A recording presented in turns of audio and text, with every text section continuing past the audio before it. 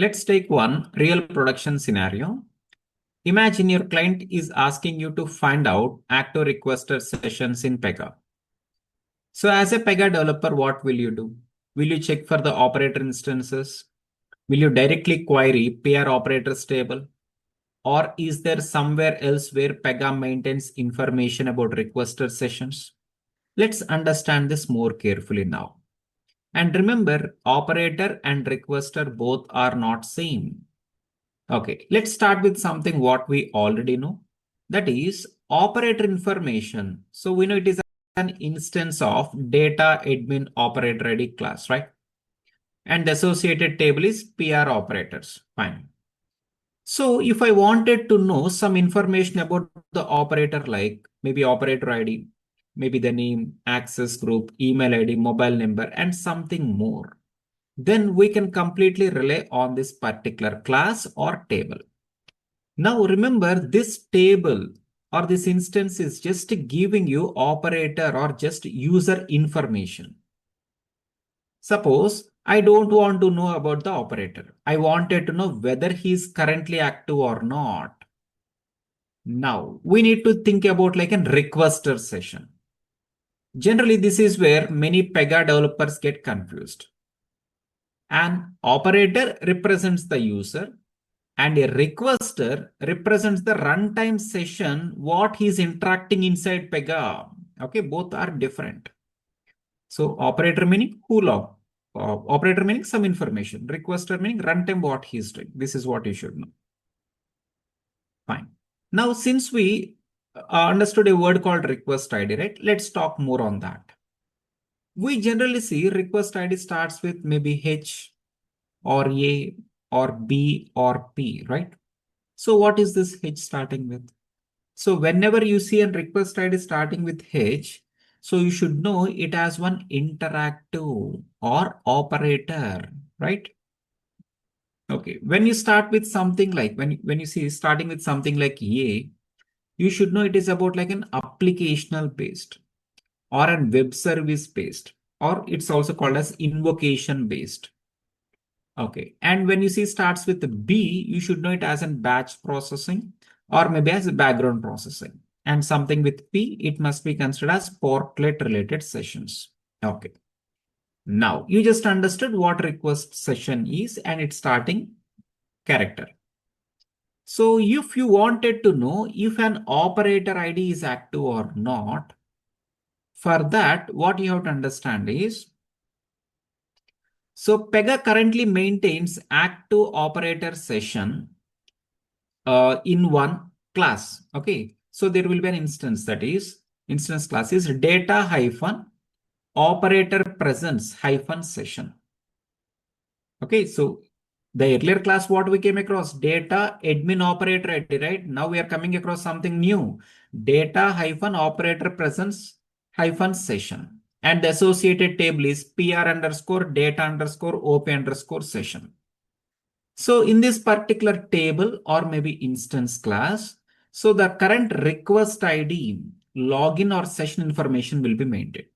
So this table will hold only operator who logged in.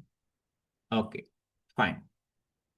Now, if I wanted to know about other requesters, we understood there are like 3 more other requesters, right?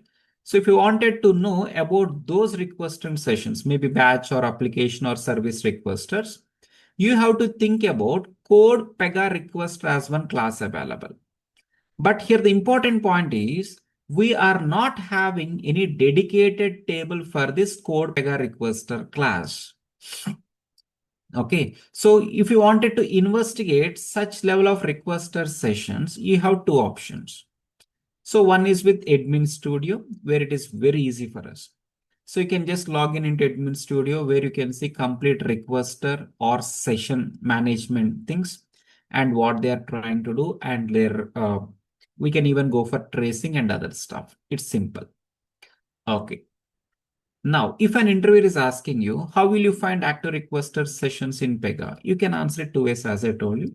So one is with Admin Studio, where you can investigate. Suppose if interviewer is saying like, if we don't have Admin Studio, then where to find it out? So we have to think about Dev Studio now. So in Dev Studio, if an operator is logging in, Pega will maintain one requester session also. And there is an OOTB page like PX requester page, right? Where it will be holding current logged in person data. And if we wanted to check for all other requester sessions from Dev Studio, we have to think about the instance class that is Code-Pega-Requestor. And as we just came to know, Code-Pega-Requestor is connected to PR other table. Okay, so some Pegasus mini classes will be connected to PR other table, right? Okay, and if I simply know PR other table, maybe can I run an activity and go for OBJ browse? No. Now what we have to do for this? We are supposed to go for RDB methods. You have to write relational SQL query, querying PR other table, and then we have to manage. This is the only way. So if we wanted to finally summarize the discussion, so operator information will be maintained in data admin operator ID class, nothing but PR operators table. And operator active session or operator presence information will be maintained in a class like data operator presence session. And a table here is PR underscore data underscore OP underscore session. So if you wanted to understand the other requester or complete requester sessions, you have to follow admin studio. Maybe if you are not having, you have to go via RDB methods. So this is what you should know. So if an interviewer is asking you how to find active requester sessions, don't simply say I'll query operators table. That's incomplete. So you have to understand the difference, right? Operator tells who logged in. Operator generally tells like who. And requester tells about the current requester session. And operator presence give you maybe current or session. I mean like operator who actually logged in. So this kind of distinction an experienced Pega developer should have, right? Okay, so if you wanted to know more about such scenarios, and maybe if you find this discussion more helpful, so you can simply like the video and follow us and share with this your friends also. Thank you.